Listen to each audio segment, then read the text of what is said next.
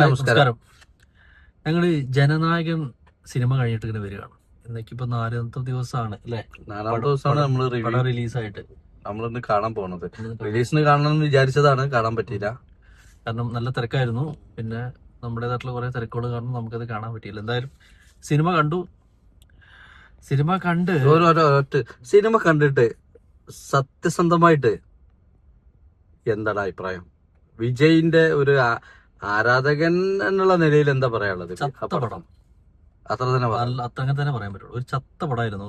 എനിക്ക് എന്റെ അഭിപ്രായം വിജയ് അങ്ങനത്തെ ഒരു പടം ചെയ്യാനേ പാടില്ലായിരുന്നു. എന്റെ അഭിപ്രായത്തില് ആരാധകർക്ക് വേണ്ടിയിട്ട് ഒരു പടം കൂടി ചെയ്യണം എന്നാണ് എന്റെ ആഗ്രഹം. ഇനി ഒരു പടം കൂടി ആരാധകർക്ക് വേണ്ടിയിട്ട്. ഇത് ആരാധകരെ ഒരു രീതിയിലും ഒരു ഭാവമാറ്റം ചെയ്യാൻ വിജയനെ കൊണ്ട് സാധിച്ചിട്ടില്ല. എന്താണ് അഭിപ്രായം? സത്യമാണ്. ഇത് അനാവശ്യമായിട്ടുള്ള ലാഗിങ്, 3 മണിക്കൂറൊക്കെ ഒരു സിനിമ, അതും പോരാ. അതിന്റെ ഇടയിൽ ഞാൻ ഉറങ്ങിപ്പോയി. നീ വിളിക്കുമ്പോഴാണ് ഞാൻ നീക്കുന്നത്. ഉറങ്ങിപ്പോയി.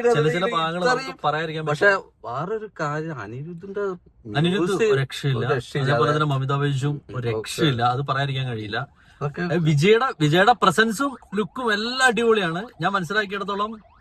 പക്ഷെ പിന്നെ ഞാന് പടം ഇതിനെ പറ്റി കേട്ടപ്പോൾ 1-2 ഫ്രണ്ട്സുകൾ പറഞ്ഞ വിജയ് ഫാൻസിന് പിന്നെ ചാടി കളിക്കാനും കൈയടിക്കാനും ഒരുപാട് സംഭവങ്ങൾ ഉണ്ടെന്ന് പറഞ്ഞു. പക്ഷെ എനിക്ക് എവിടേക്ക് വന്നത് എനിക്കൊന്നും മനസ്സിലായില്ല.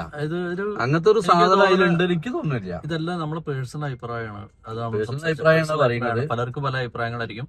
സോ ഞാൻ ആക്ച്വലി നല്ലൊരു വിജയ് ഫാനാണ്. അതുകൊണ്ട് ഇത്രയും ഉറപ്പിച്ച് പറയാൻ പറ്റും. അല്ല, ഞാനൊരു നല്ലൊരു വിജയ് ഫാൻ ആയതുകൊണ്ടാണ് എനിക്കത് തീരെ അക്സെപ്റ്റ് ചെയ്യാൻ പറ്റിയില്ല ഒരിക്കലും. കാരണം അങ്ങനെ ഒരു പിന്നെ വിജയ് പടത്തിന് ഞാൻ ഒരിക്കലും കണ്ടിട്ടില്ല. ജനനായകൻ ഇറങ്ങാതെ ഇരുന്നപ്പോൾ എത്രയും പെട്ടെന്ന് ഇറങ്ങാൻ സാധിക്കട്ടെ എന്ന് ഞാൻ ആലോചിച്ചിട്ടുള്ള.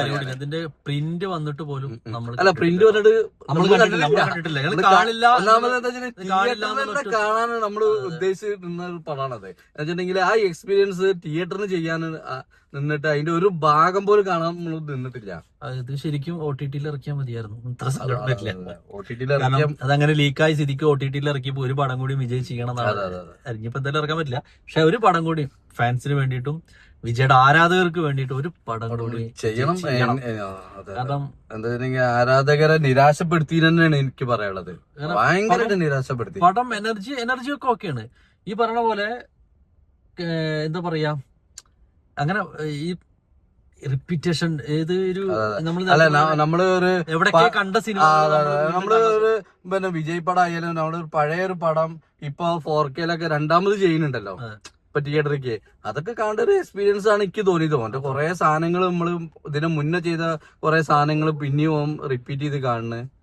എന്റെ ഒരു അഭിപ്രായം ഞാൻ പറയണത് ഇത് റോബോട്ടൊക്കെ പോടാ വന്ന് ഏത് കാലത്താണ് എന്തിനും കാണുന്നുണ്ടോന്ന് വരെ ഞാൻ അതിന്റെ ഇടയ്ക്കൂടെ നോക്കി. ഇത് പടം എന്തിനായി പറയുമ്പോ തന്നെ നിങ്ങൾക്കൊക്കെ ചിരി വരുന്നുണ്ടാവും എനിക്ക്. അല്ലെ, ഞാൻ ആ പടം എന്തിനേക്ക് മാറി. ഇത് ഇപ്പൊ രജനീകാന്ത് ഇനിയിപ്പോ വരുന്നുണ്ടോന്ന് വിചാരിച്ചേനെ. എന്തെങ്കിലൊക്കെ ലോജിക്. ഈ പ്രിയാമണി എന്തിനാ വന്നത് എനിക്ക് ഇതുവരെ മനസ്സിലായിട്ടില്ല. പ്രിയാമണി വരും ചെയ്തു, പെട്ടെന്ന് തന്നെ മരിക്കുകയും ചെയ്തു. കഥ ഒന്നും പറയണില്ല. എന്തൊക്കെയാണ് അലപ്രാന്ത് പിടിക്കാണ് പടം. അല്ല, നമുക്ക് കാണാൻ ഇത് ഒന്നാമത് എന്റെ ഒരു അഭിപ്രായം പറയണത് വെച്ചിട്ടുണ്ടെങ്കിൽ ഇത് വിജയ് മുഖ്യമന്ത്രി CM ആവണേന് മുന്നേ ഈ പടം ഇറങ്ങണമെങ്കിൽ ചിലപ്പോ CM ചിലപ്പോ ആവില്ല. അതാണ് എനിക്ക് പറയാനുള്ളത്. ഒറ്റ കാര്യമുള്ളൂ, വിജയ് റിയൽ ലൈഫ് ചെയ്ത മാസമൊന്നും സിനിമയിൽ ഒന്നും കിട്ടിയിട്ടില്ല. നമ്മള് ഒരുപാട് മാസ സാധനങ്ങളാണ് നമ്മൾ ഉദ്ദേശിച്ചിട്ടാണ്. കാരണം ഒന്നാമത് ഇലക്ഷന് വേണ്ടി മാറ്റി വെച്ചൊരു സിനിമ, ഇലക്ഷന്റെ സമയത്ത് ഇറങ്ങാൻ വെച്ച സിനിമ, അങ്ങനത്തെ ഒരു സിനിമയിൽ വിജയ് ഇത്തരത്തിലുള്ള ഒരു കഥ തിരഞ്ഞെടുത്തു പറയുമ്പോൾ നമുക്കത് ഉൾക്കൊള്ളാൻ പറ്റുന്നില്ല. നിങ്ങൾ എത്ര പേര് കണ്ടിട്ടുണ്ട് സിനിമയുടെ ആസ്വാദനം? കണ്ടവർക്ക് അത് മനസ്സിലാവും. ഒന്നാമത് വെച്ചിട്ടുണ്ടെങ്കിൽ വിജയിന്റെ ഒരു സാധനങ്ങളും അതിൽ വന്നിട്ടില്ല. അതെ, അതാണ്. അതാണെങ്കിൽ പിന്നെ ഇപ്പൊ CM ആയി, ഇനിയിപ്പോ ആ CM-ന്റെ ആ ഒരു പെർഫോമൻസ് ഇപ്പൊ ചെയ്യുന്നുണ്ട് എന്നാണ് മൂപ്പയ്ക്ക് തോന്നുന്നത്, ഇല്ലേ? ഇപ്പൊ ആ മാസം മുഖ്യമന്ത്രിയിൽ ചെയ്യുന്നുണ്ട് ഇപ്പൊ. പക്ഷെ ആ സിനിമയിൽ മൂപ്പര് ഒരു സാധനം അതിന് വേണ്ടിയിട്ട് മൂപ്പർക്ക് ഒരു തിരക്കഥ അതില് കൊടുത്തിട്ടില്ല എന്നാണ് എന്റെ അഭിപ്രായത്തില്. നേരത്തെ പറഞ്ഞതുപോലെ അതിൽ TV-ക്കൊക്കെ കൃത്യമായിട്ട് മാർക്കറ്റ് ചെയ്തിട്ടുണ്ട്. ലാസ്റ്റ് സീനുകള് പിന്നെ ക്ലൈമാക്സ് ഒക്കെ അംശം ഇതിന്റെ ഒറിജിനൽ സാധനം ഷൂട്ട് ചെയ്തതാണെന്നാണ് എനിക്ക് തോന്നുന്നത്, അല്ലെ?